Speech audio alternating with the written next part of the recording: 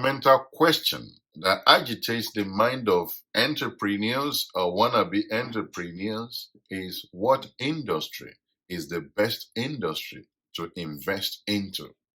Welcome to Streams. On this edition of Streams, I'll be sharing with you 7 ways to succeed in any industry of your choice.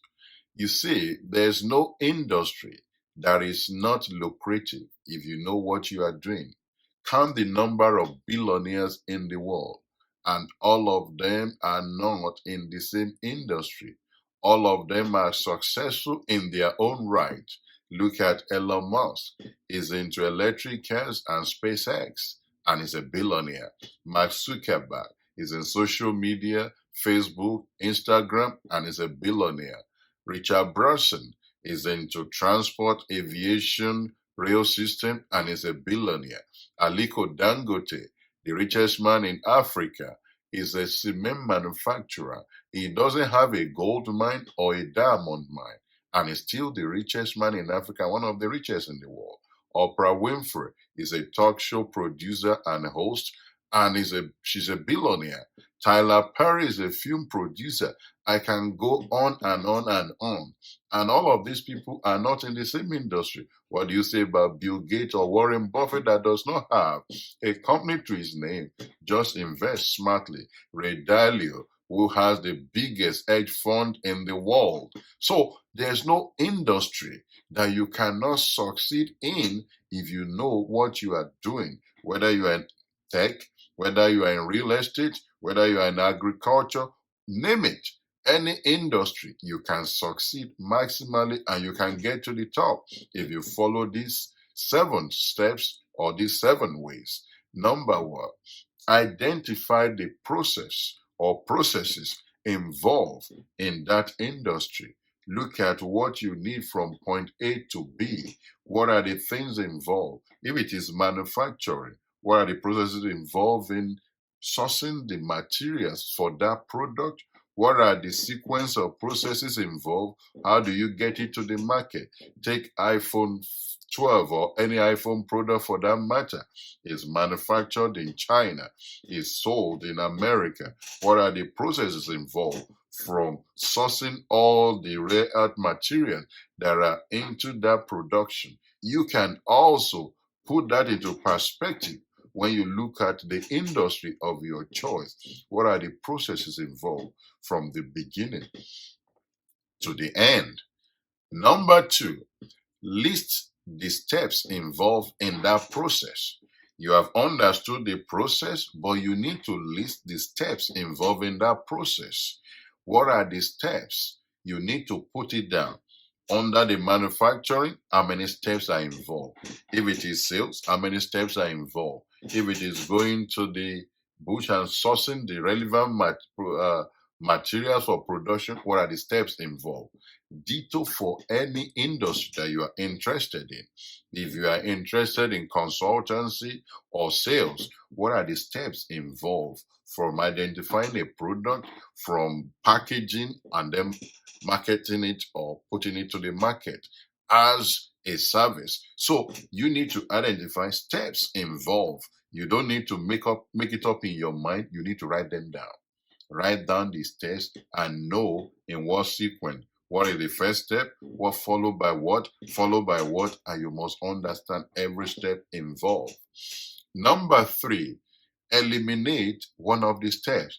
That is where disruption comes in. That is where innovation comes in. That's how you can take an industry by storm. When you have identified all of the steps involved in that production or in that service delivery, eliminate one of the steps. That's the number 3 thing. If you can eliminate one of the steps, that will be a disruption in that industry. That's exactly what Uber did. They eliminated the need for you to own a car in order to travel from point A to B. They eliminated the need for you to have a driver in order to travel from point A to B. That's exactly what Amazon did. Jeff Bezos, by eliminating the need for you to go out and shop where your shoppings can be delivered to you. That's what Uber also did. He removed the need to plug your Hoover to the power source. He made it cordless. That's how Dyson became one of the richest manufacturers in the world. If you can eliminate a step out of any industry you are interested in, you'll be the game changer in that industry. Number four, condense the remaining steps. When you have eliminated the steps, a step out of the process, or maybe steps, then condense the remaining process. That's what Facebook did. That's how it overtook the means of communication. They remove or condense the time it takes to interact with other people. You don't need to post a letter and wait for that person to read. Not only were they able to allow you to communicate with your friend, they brought emotions and interactions into it. Amazon condensed the time you will buy a thing and it arrives in days and days and days on end. With the prime services they offer, you can buy a thing now and it can be delivered either that day or within 24 hours. Condense the remaining process. Everyone is looking for ease of doing whatever they are doing. Any way or any process with which you can condense the time where people have the real experience of what they are aspiring to have, that will change the game of that industry. Once you have condensed the time, then create a prototype and test the prototype of what you have created. If it is a product, create a prototype and test it. If it is a service, create a prototype and test it with a group of people or end users that will eventually use that product. Create a model and test it with a select group of people. You cannot create a product and just manufacture for the mass market because the market is dynamic. Market may have moved on from when you started the production or the last information you got. And this stage is what some people call beta testing in this agile mode of manufacturing, where in the process of manufacturing, you are bringing end users to test the product even while it's still on the line of production, because you don't want a finished product that does no longer serve its purpose, but you are allowing them to test the veracity and robustness of the product while it's still not yet finished. And what do? You move to number six, which is the feedback from the testing and ongoing testing. Give you a real time evaluation of that product, and you can adjust and refine the product. So you refine the steps involved, you refine the making of the product, you refine the delivery of your service, so as to be sure the final product will meet the ongoing market need. Or you would have brought in the feedback and the changing dynamics in the market into your finished product. And once you have captured the feedback and all the changes in the market, the final stage is that you are ready to launch to the mass market. At that point, your product, number seven, is ready for the mass market, is ready for a launch. And with these seven steps, you will be able to capture the real-time market feel. You'll be able to meet the market where it is or where it's going.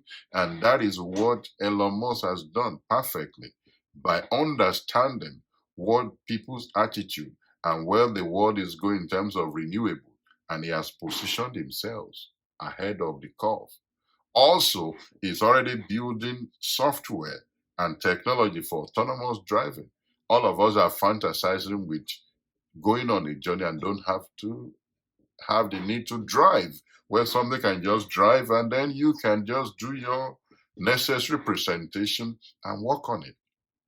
So think of that. I'm in my office now, and you know what Zoom has done? Zoom has made it possible for us to work with team members from every part of the world without having to be in the same space. So if you can think of something that the market will need in that same industry, And don't forget, all of the people I've mentioned did not invent new things. They only made things that were already in existence better. Dyson did not invent Hoover. He only made it cordless and smarter. Bill Gates did not invent computers. He only made it better and smarter. Elon Musk did not invent cars. He only made it better and smarter. So you don't necessarily have to invent new things. Any industry you're interested in, just look at which of these steps can you eliminate. How can you condense it once you have identified all the steps involved and you understood the process? How do you beta test and refine the product and then launch to the mass market?